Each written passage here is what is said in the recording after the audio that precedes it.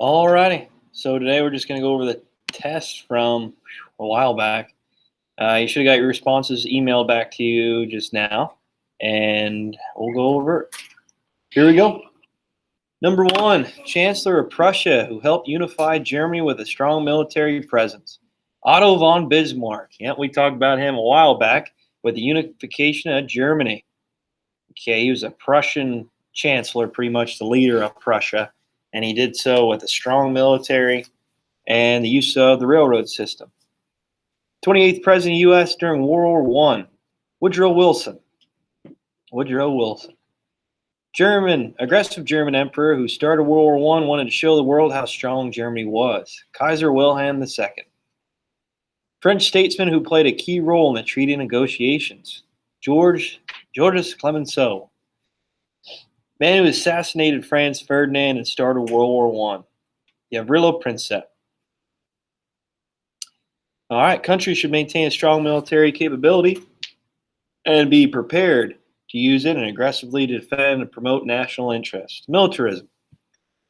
Treaty to end war between Germany and Allied powers signed June 28, 1919. Treaty of Versailles. Use of media to persuade the masses, usually biased and express political cause or point of view. Propaganda. International organization established to prevent future warfare. League of Nations. 14 principles of peace that was used to negotiate after World War I. 14 points. All right, so you needed all of these in order to get them this question correct. Which countries were a part of the Central Powers? Germany, Austria-Hungary, and Ottoman Empire. Okay, I wasn't trying to trick you there with Italy. I didn't even put it up. Which countries were a part of the Allied powers? Again, needed all of them for it to be correct. USA, Great Britain, France, and Russia. Which of the following was not a cause to World War I? Famine. We know mania, right? Militarism, alliance system, nationalism, imperialism, and assassination. Who was the Archduke of Austria-Hungary that was assassinated, which started World War I? Franz Ferdinand. What was the type of warfare during World War I? Trench warfare. When did World War I take place? 1914 to 1918. What was another name for World War I? The Great War. Or the War to End All Wars, which is not listed, but that's another name for it. What ship was sunk by a German U-boat that pushed America to join the war? Lusitania. What was the important message that was sent by Germany to Mexico to try to pull Mexico into the war against the U.S. and ultimately cause the U.S. to join the war? Zimmerman Telegram. What was the area between trenches called during battles in World War I? No Man's Land. What year did the United States join World War I? 1917. Which country that was involved in World War I had the least amount of casualties? USA. We know that because they're only in the war for a year. All right, so the map. I guess I could bring it up real quick. Give me 1 second to do that.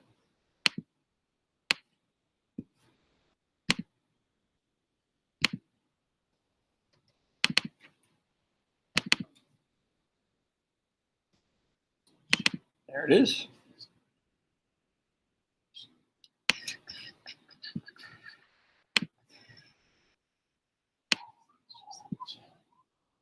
All right, so number one, let's start with the numbers, is the Atlantic Ocean.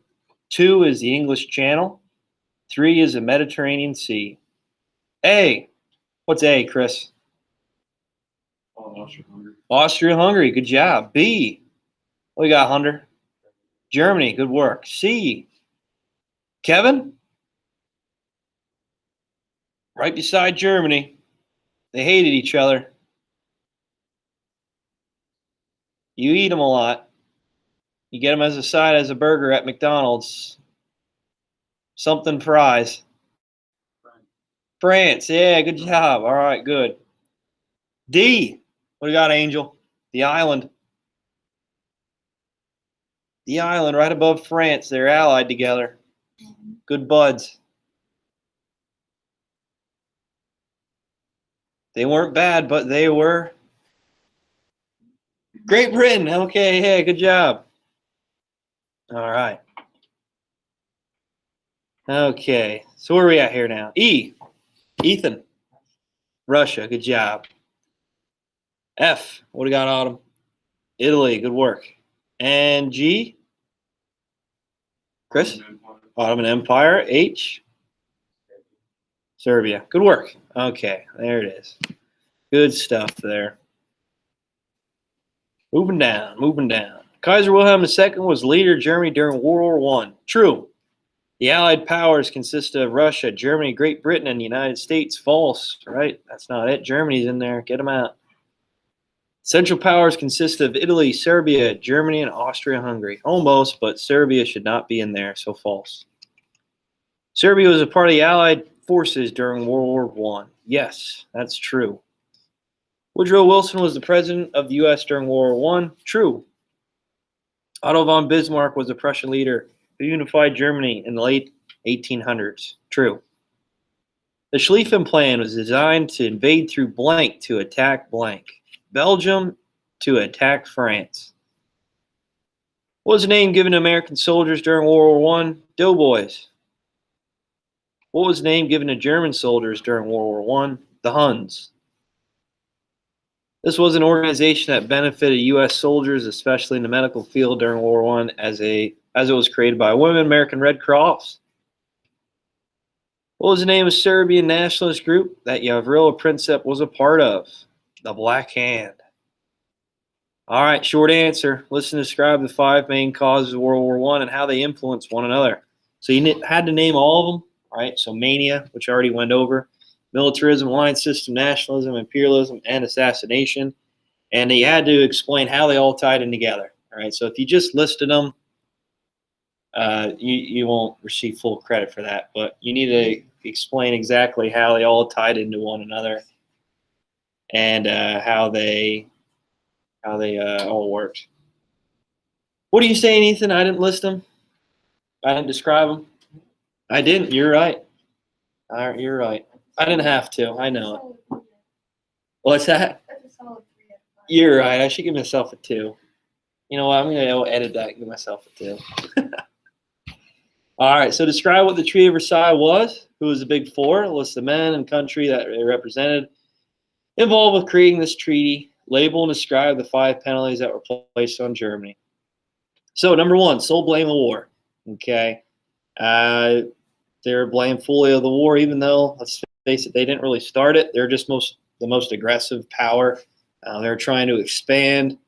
A lot of their ideals of starting this war and pushing for this war wasn't great. And Great Britain and France really didn't like how their opposition was a threat to them. So that was one of the biggest issues why they're sole blame.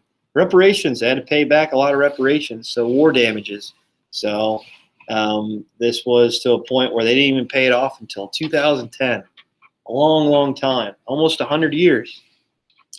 Restrictions on border and territorial lands. Okay, so they lost lands pretty much around their country. So on the eastern side, they lost Prussia, which was really a primary point of what Germany was, right? That's the part that unified all of Germany.